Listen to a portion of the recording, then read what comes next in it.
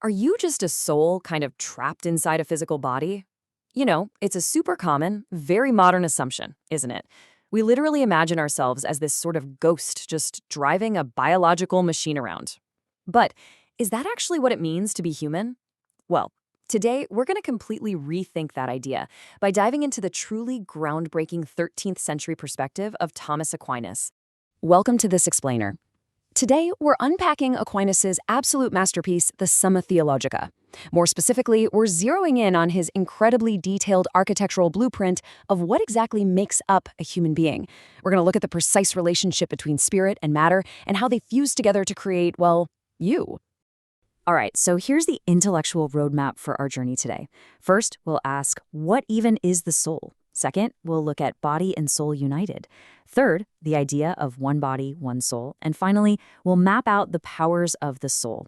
We're going to zoom all the way out from the invisible essence of the soul right down into the everyday dynamic powers of our physical union. Let's get into it.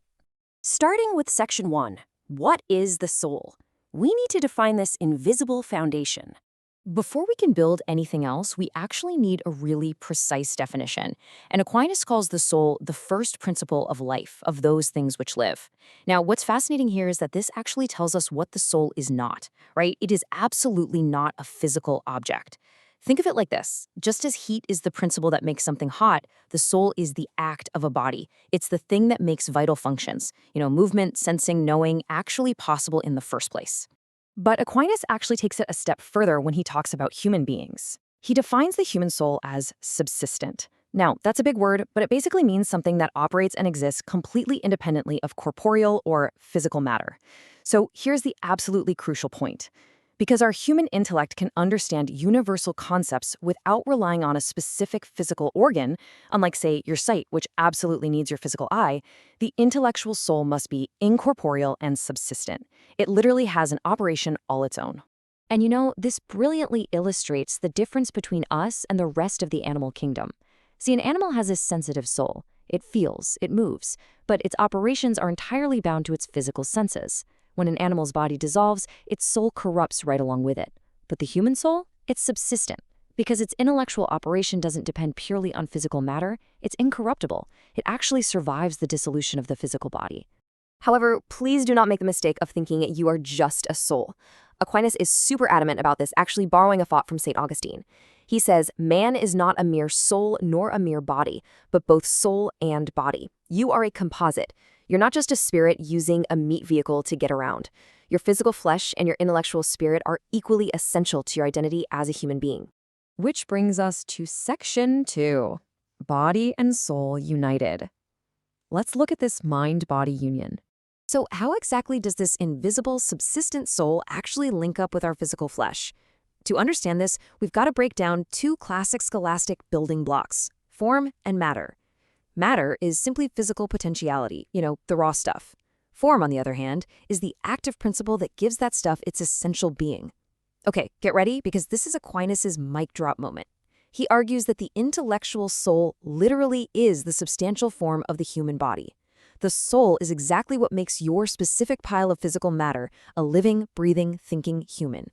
Now, if you're wondering how they actually glue together, Aquinas leans heavily into this brilliant visual analogy that he borrowed from Aristotle. He says, we need not ask if the soul and body are one, as neither do we ask if wax and its shape are one. I love that. There's no magical intermediate body. There's no weird spiritual string tying your soul to your flesh. The soul is united to the body immediately, exactly the same way a shape is united to a block of wax. They are fundamentally, inextricably one thing. And here is a highly surprising but actually deeply logical detail from the text. Because the soul needs the body to gather information through the senses, the actual physical quality of the body matters a lot. Aquinas notes that a body with a highly refined, balanced, and sensitive physical nature is the perfect instrument for a sharp intellect. He literally states that people with the most refined sense of touch actually possess the best intelligence. Why? Because their physical instrument is perfectly tuned for their intellectual soul. How crazy is that? Moving right along to section 3, one body, one soul. Let's debunk the idea of multiplicity. This brings us to a really ancient debate. Do we have multiple souls inside of us, all handling different jobs? For Aquinas, the answer is a definitive no. Now sure, plants have vegetative souls for growth, and animals have sensitive souls for feeling. But humans? We do not have three separate souls stacked inside of us. Instead, man has only one soul. The highest, intellectual soul, virtually contains all those lower operations. Your one intellectual soul is what allows you to think, absolutely. But it's also the exact same principle that allows you to digest your lunch and feel the warmth of the sun on your face. We can actually see this really clearly when we contrast Plato and Aquinas. Plato thought we had multiple, distinct souls located in different organs, which is a pretty disjointed view of humanity if you think about it. But Aquinas?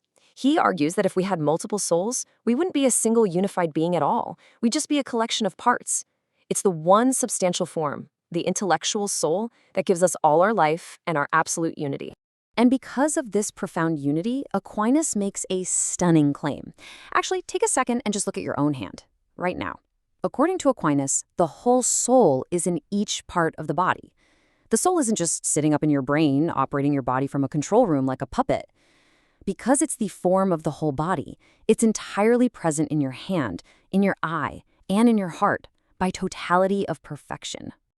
Finally, Section 4, Powers of the Soul. Time to map out our dynamic abilities. This totally unique union of spirit and matter grants us an incredible array of dynamic abilities. But to understand how we operate, we first have to separate power from essence. See, the essence of your soul is its active being. It's what makes you human. But you aren't always actively using your powers to think or see or desire, right?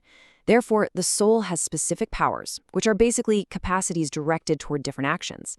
Your essence is constant, but your powers are potential just waiting to be activated.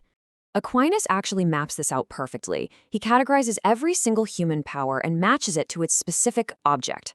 For example, for the sensitive powers, the object of sight is color. The object of hearing is sound. Pretty straightforward. For the appetitive power, which is our desires, the specific power is the will, and its object is the good. And for the intellectual power, the object is intelligible truth. Every single power is defined by the specific slice of reality it's designed to interact with. So, the really crucial takeaway here is that our complex human experience actually operates in a highly structured logical flow. First, the object exists out there in the world, let's say a color. Second, that object stimulates an act, the act of seeing. And third, that act defines the power of sight. By mapping our actions backward from the objects in the world, Aquinas brilliantly proves that our inner spiritual life is just as ordered and rational as the physical universe around us. Which brings us to the end of our explainer. But I want to leave you with one final, provocative question. If you are not a ghost in a machine, but rather a profound, indivisible union of matter and spirit, where your body and soul are one, just like wax in its shape, how does that change the way you live today? Seriously, think about the immense value of your daily, physical, human experience. It's not a distraction from your spirit, it's the very way your spirit lives. Thank you so much for joining me, and keep exploring.